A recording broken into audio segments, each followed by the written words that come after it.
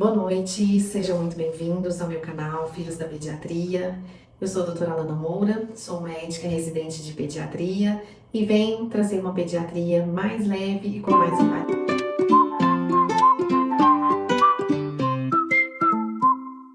A depressão ela é um diagnóstico muito comum na vida adulta, mas os estudos recentes demonstram que existe uma alta prevalência nos últimos anos da depressão também nas crianças.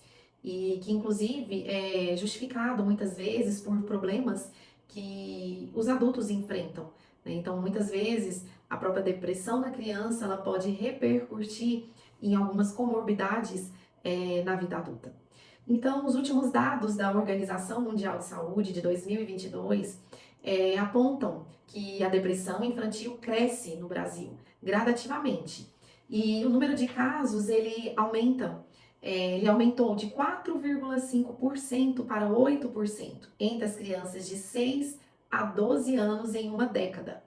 E a estimativa é de 1% a 2% de ocorrência entre crianças ainda na idade pré-escolar.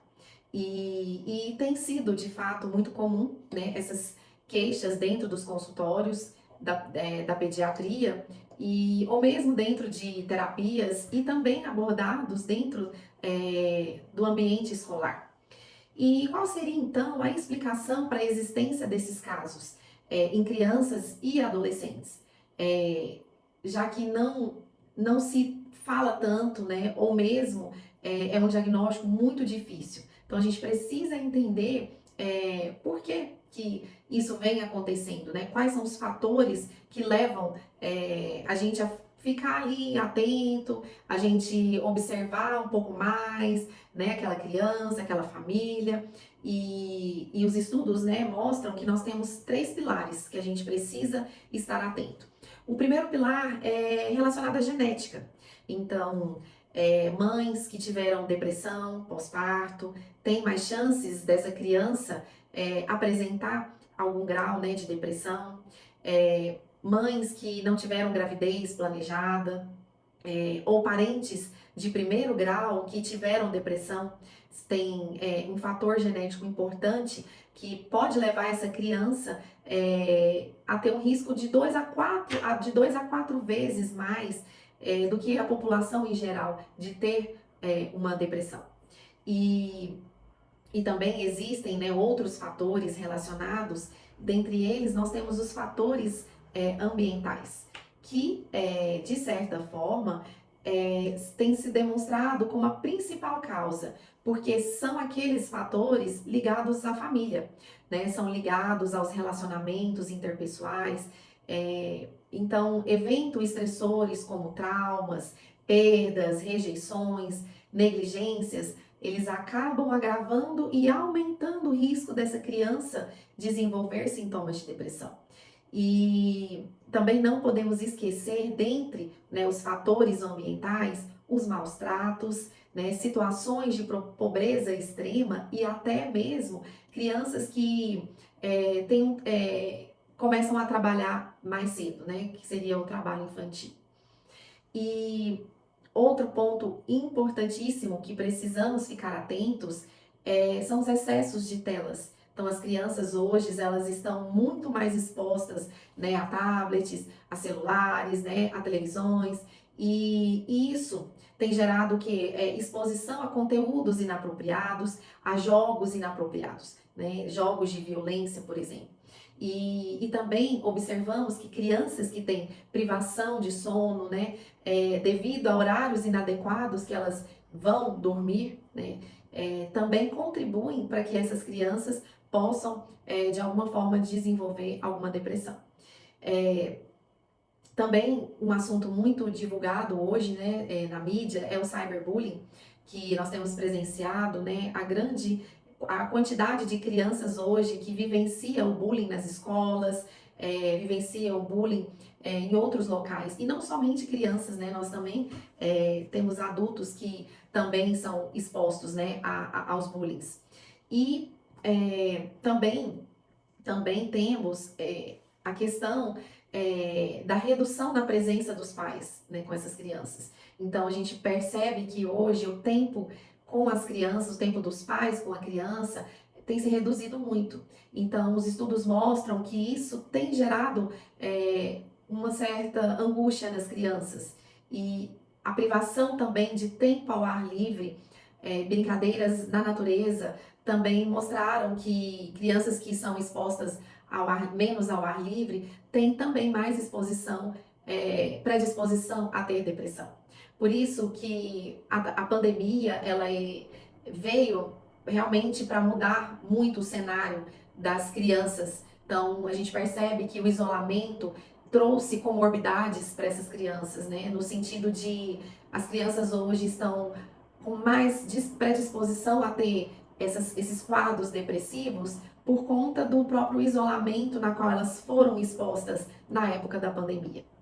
E também outro fator importante está relacionado à questão temperamental daquela criança, né? Então, crianças que têm um temperamento afetivo negativo, ela tem um fator de risco bem estabelecido e aumenta a probabilidade de desenvolver depressão, né? Que são aquelas crianças que as famílias transparecem mais as próprias inseguranças para aquelas crianças.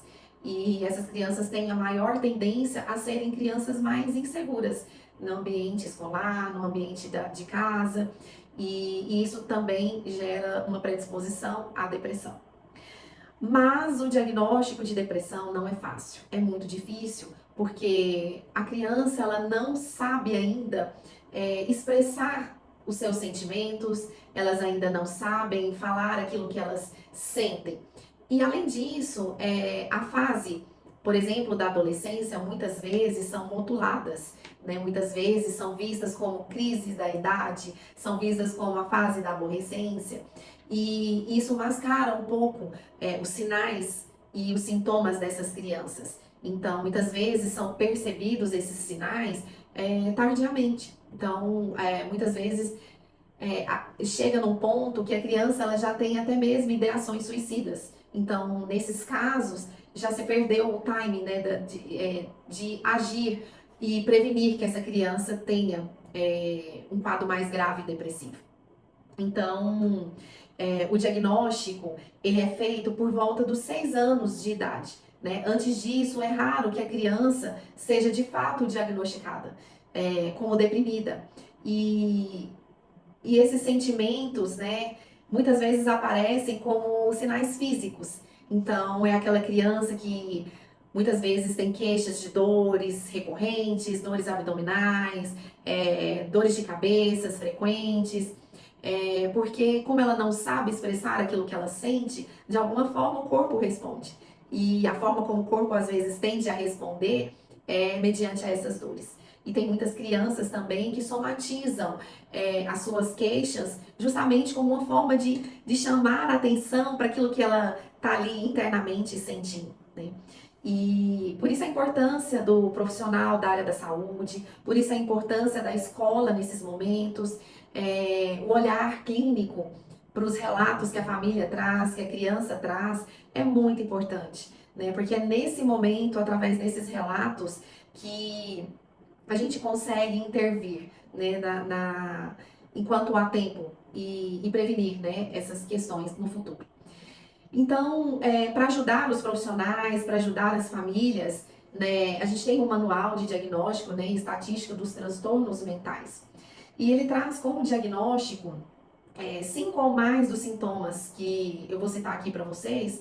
E ele cita que esses sintomas eles têm que estar presentes por pelo menos 2 semanas. E que esses sintomas, eles tragam, de fato, uma mudança no funcionamento prévio daquela criança. Então, era uma criança que tinha hábitos normais, é uma criança que tinha uma vida normal, habilidades normais, e de repente, em algum momento, aquilo se perde. E aquilo se perdura por mais tempo, né? Por mais de 2 semanas, por exemplo. Então, a gente precisa observar, por exemplo, um humor deprimido na maioria dos dias, né, ou quase, ou todos os dias, né, aquela criança que se sente triste, aquela criança ou adolescente que se sente vazio, se sente sem esperança, né, por observação ou realizada mesmo notada por terceiros, né? Então, aquela criança também que você percebe uma acentuada diminuição do prazer ou interesse em realizar todas ou quase todas as suas atividades, né, na maior parte do dia. E muitas vezes aquela criança gostava de brincar com aquilo, gostava de ir naquela atividade, e de repente ela não tem mais aquela vontade. Então a gente precisa ligar um pisca-alerta para esses sinais que essa criança dá naquele momento. Outra questão importante é uma perda, né, ou ganho de peso acentuado sem que essa criança esteja realizando alguma dieta ou que ela tenha algum diagnóstico clínico, né, que interfira nessa questão do peso, né? Então é aquela criança que tinha um peso normal e simplesmente ela começou a perder peso, né, em uma média aí de 5% do peso corporal. Então, essa criança, ela precisa também ficar atento. Por que perdendo peso, né? O que está acontecendo? Por que não está querendo comer? Ou por que esse ganho excessivo, né? Tá procurando, busca por alimentos, né? Vai à geladeira várias vezes, tá sempre ali se alimentando, acaba de comer e de repente quer comer novamente, demonstrando mesmo um quadro de ansiedade, né? E também temos os quadros de insônias ou hipersonia. Então, quase todos os dias, né, essa criança ali, ela não consegue dormir, essa criança não consegue iniciar o sono, acorda várias vezes à noite, acorda durante o dia, tá cansada, né, porque não dormiu bem à noite, ou aquela criança que quer dormir o tempo todo, né? Uma criança que tinha um hábito de sono adequado, um sono normal, e simplesmente ela passa a dormir mais tempo durante o dia. E também precisamos estar atento, um dos pontos que está dentro desse manual é agitação ou retardo psicomotor quase todos os dias, né? Observado por outros ou não, né? Ou apenas sensações de inquietação ou de estar mais lento. Então é aquela criança que está sempre agitada, aquela criança que não para quieta e por muitas vezes tem um diagnóstico errôneo de uma hiperatividade. Ou aquela criança que é mais lenta, aquela criança que você pede para ela fazer uma coisa, ela demora para poder fazer e muitas vezes são taxadas até de preguiçosas. Então a gente precisa estar atento porque era uma criança que tinha uma habilidade, né, um hábito normal e simplesmente ela começou a ficar um pouco mais lenta, né, mais não querendo fazer as suas atividades. Então a gente precisa estar atento a esses sinais e esses sintomas. Sentimentos de inutilidade, culpas excessivas, quase todos os dias, né? Às vezes a culpa, muitas vezes ela se culpa por estar doente, elas têm uma certa insegurança, têm baixa autoestima, e então ele também traz esse relato no manual. Às vezes aquele sentimento, né, de inutilidade também. Então muitas crianças até falam mesmo, eu não sirvo para isso, eu não sei fazer isso, e acaba deixando de desenvolver algumas atividades pelo próprio pensamento de inutilidade. Desculpa. Outra questão também é a fadiga, a perda de energia, né? Então era uma criança que tinha uma energia, corria, brincava normalmente e de repente ela se sente sempre cansado. Isso também é muito comum na vida adulta, né? Quando o paciente ele tem um excesso de cansaço, né? Então um dos sintomas que a gente precisa investigar é depressão. E nos casos, outro ponto, né, antes de eu falar dos casos mais graves, é a capacidade de concentração. Então, é aquela criança que não consegue mais se concentrar na escola, ela não consegue mais se concentrar nas tarefas de casa. Então, às vezes a escola traz esse relato para a mãe, para o pai, que essa criança já não consegue mais desempenhar as atividades escolares. E voltando, né, nos casos bem mais graves, já são aquelas crianças que têm aqueles pensamentos suicidas, né? Que são pensamentos de morte, ideação suicida recorrente, sem um plano específico, né? Ou tentativa mesmo de suicídio, ou plano realmente de cometer suicídio. Então, nesse ponto, a gente já vê que é um caso bem mais grave, é um caso que às vezes não foi percebido os outros sinais antes, né? E é muito comum a gente perceber essas ideações através de mensagens, através de cartas, ou mesmo músicas. Muitos adolescentes que têm uma predisposição a esses quadros depressivos, elas têm uma tendência a ouvir mais músicas com letras mais depressivas, com letras que até abordam essas questões mesmo de ideações. Então, esses sintomas, eles precisam causar sofrimento, né, clinicamente significativo ou mesmo prejuízo funcional e social, né, ocupacional e em áreas importantes da vida do indivíduo. Então, não é simplesmente pegar isoladamente um sinal e achar que a criança é depressiva. Então, a gente precisa analisar todo o contexto de sinais e sintomas, avaliar se aqueles sintomas está tendo prejuízo na vida daquela criança, para que a gente possa fechar um diagnóstico de fato de depressão na infância. Então, os pais, eles precisam estar atentos a essa criança, né, e adolescente. Sinais de desinteresse pelas atividades habituais ou brincadeiras, né, sentimentos de culpa, baixa autoestima, sonolência, despertares noturnos, dificuldade nas concentrações, né, alteração de apetite tanto para mais quanto para menos, que foram esses pontos chaves que eu relatei para vocês. E a escola tem um papel muito importante, né? A escola é uma peça-chave, mas nós não podemos deixar que a escola seja responsável por esse diagnóstico. A escola, ela traz relatos observacionais para aquela família, né? E a família, ela vai, através desses relatos, conseguir buscar uma ajuda para essa criança. Então, uma vez eu atendi uma criança dentro do ambiente hospitalar em que ela havia sofrido um trauma muito grande, né? E ela tinha sofrido um abuso por parte de um familiar. Então, só foi percebido e descoberto por conta da escola, porque ela estava ali no momento que abordava sobre a proteção ao menor e abordou sobre o abuso sexual. Então, ali naquele momento, a criança ficou extremamente agitada, ela ficou muito ansiosa e graças a Deus a professora conseguiu perceber aquele comportamento daquela criança naquele momento, chamou ela no particular e conversou. E foi então que a criança contou, né, que ela já estava sendo violentada por esse familiar já há algum tempo. E só a partir daí que conseguiram realizar, né, as medidas legalmente para aquela criança, para o autor, né, e essa criança de fato conseguiu receber o apoio psicológico, né, o apoio da família, mas os traumas eles ficam, né, não adianta, os traumas às vezes perduram aí pela vida toda, por isso a importância da gente intervir com a prevenção, da gente intervir nessa criança porque de fato ela tentou o suicídio outras vezes, né?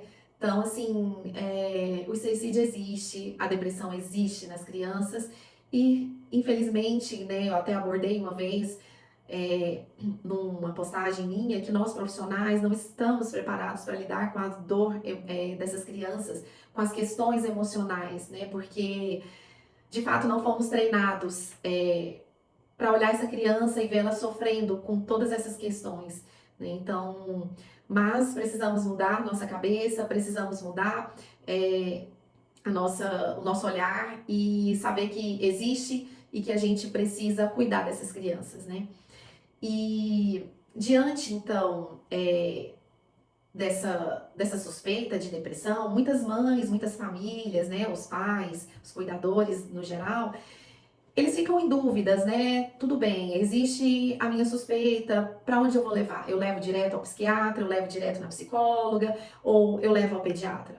É, eu digo que o pediatra, ele tem total capacidade para reconhecer, né, os sinais e os sintomas, diagnosticar a depressão. Mas antes disso, a gente precisa avaliar, né, todo o contexto dessa família, contexto social, o contexto das relações interpessoais, né, abordar até mesmo desde lá, né, naquela mãe que teve a gestação, o que aconteceu ali naquela gestação, né, o que aconteceu ali após o parto, a amamentação, e avaliar todo o contexto familiar para que a gente possa entender se essa criança ela tem algum fator de risco para esse quadro de depressão.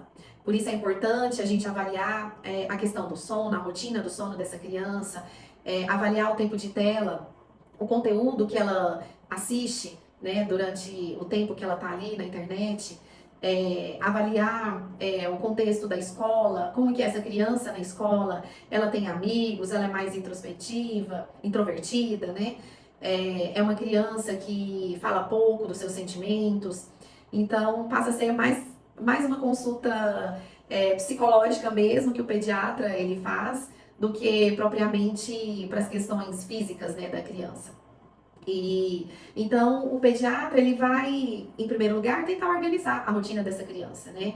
A gente vai tentar organizar a rotina de sono, né? Passar a estabelecer horários, passar a diminuir o tempo de tela, se esse é o problema dessa família, investigar as questões da escola. Então, às vezes o pediatra ele vai pedir algum relato, algum relatório da escola, na tentativa de ajudar no diagnóstico.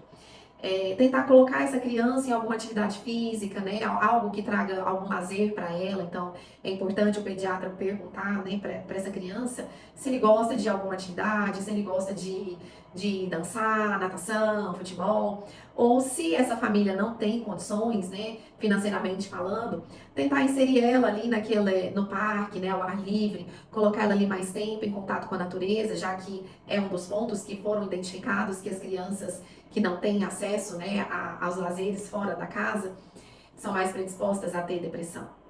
E se a gente percebe que realmente existe uma grande suspeita de diagnóstico de depressão, né? Às vezes a família tentou fazer todas as mudanças, então essa criança ela é encaminhada à psicoterapia.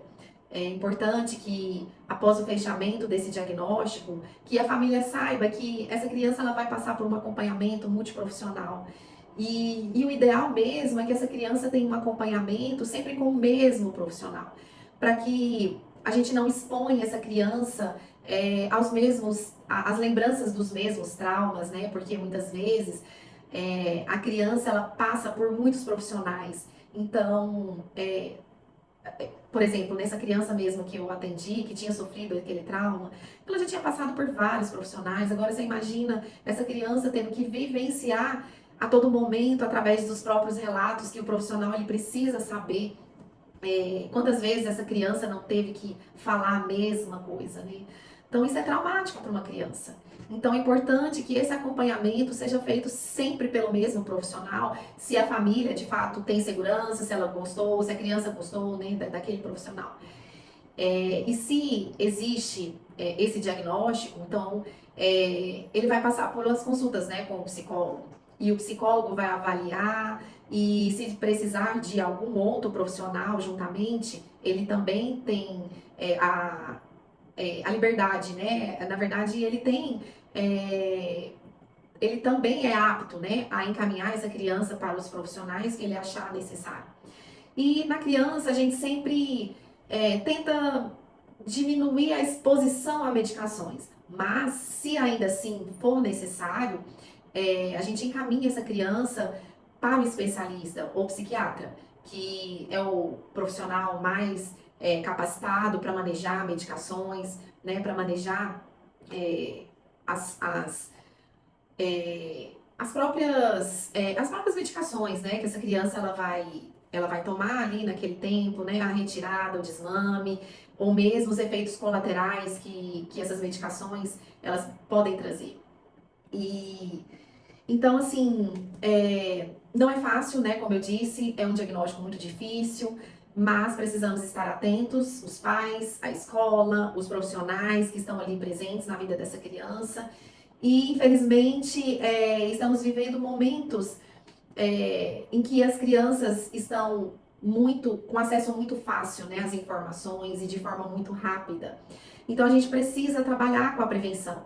E principalmente nessa questão do bullying. Hoje a gente vê crianças sendo vítimas de violência verbal mesmo, né? Às vezes precisam se sujeitar, né, a situações para serem inseridas em algum grupo, né? Serem os mais populares na linguagem dos adolescentes, né? Então a gente vê que as crianças, elas buscam uma vida perfeita, né, que a internet oferece, a busca pelo corpo perfeito, e diante dessas frustrações de não conseguir muitas vezes aquilo que a mídia rotula, né, como o padrão, muitas crianças fazem até naquelas crises de ansiedade, automutilação, né? Então é muito importante que a gente trabalhe com a prevenção para que a gente intervenha, né, precocemente e dê uma qualidade de vida para essas crianças. Então, é muito importante que os pais estejam acompanhando o que essas crianças vêm assistindo, né? O que seu filho, qual que é o programa que ele está assistindo na televisão, né? Parar para perceber o tipo de jogos que ele tem jogado, né? Observar o tipo de filme, o conteúdo que ele tem assistido. Muitas crianças passam muito mais tempo dentro de um quarto do que em qualquer outro lugar na casa. Então, muitas vezes os pais, na correria do dia a dia, chegam em casa, entregam o celular para o filho, para poder realizar suas atividades, para realizar o trabalho ali em casa, né? Muitas mães trabalham mesmo em casa, então elas às vezes, as famílias acabam cedendo à vontade da criança na tentativa de ter o seu próprio tempo. Então a gente precisa ter esse controle, porque vai chegar uma hora que a gente não tem mais controle da situação, né? Então os filhos precisam ter uma rotina saudável, a família precisa ter uma rotina saudável com essa criança, porque a gente sabe que as comorbidades elas existem. Então nós não queremos que essa criança se torne um adulto dependente de drogas, dependente de álcool, ou mesmo que tenha algum transtorno mental no futuro, né? Então muitos adultos têm transtornos de conduta, porque lá, às vezes, na infância, teve algum problema que não foi diagnosticado e não foi possível intervir a tempo, né? Então, nós não podemos deixar passar, né, esses sinais. E achar que são coisas momentâneas, são coisas de fase, são questões que vão passar, porque às vezes elas não passam. E a criança, como eu disse, não tem muita fala do que aquilo que ela está sentindo, né? Então a gente precisa acordar para essa questão emocional das crianças. Nós profissionais precisamos entender que está sim aumentando os casos de depressão, aumentando os casos de tentativas de suicídios na criança. E nós precisamos proteger essas crianças. Então, qualquer sinal, procure ajuda de pessoas de confiança, de profissionais de confiança. E estamos aqui para ajudar essas famílias, estamos aqui para ajudar essas crianças, esses adolescentes. Hoje, dentro da pediatria, nós temos uma subespecialidade que aborda somente os adolescentes, que é a pediatria. Então, você vê que é um universo totalmente diferente e que existe uma especialidade somente para esses pacientes. Então, é um olhar totalmente diferenciado. Então, eu deixo aqui à disposição as dúvidas que vocês tiverem. Podem me mandar no privado, podem me mandar nos comentários e vamos aí compartilhar com muitas famílias para que elas possam entender e que a gente possa prevenir de fato essa depressão nas crianças. Eu espero que vocês tenham gostado e eu espero vocês aí no meu próximo episódio. E muito obrigado a todos e um grande abraço.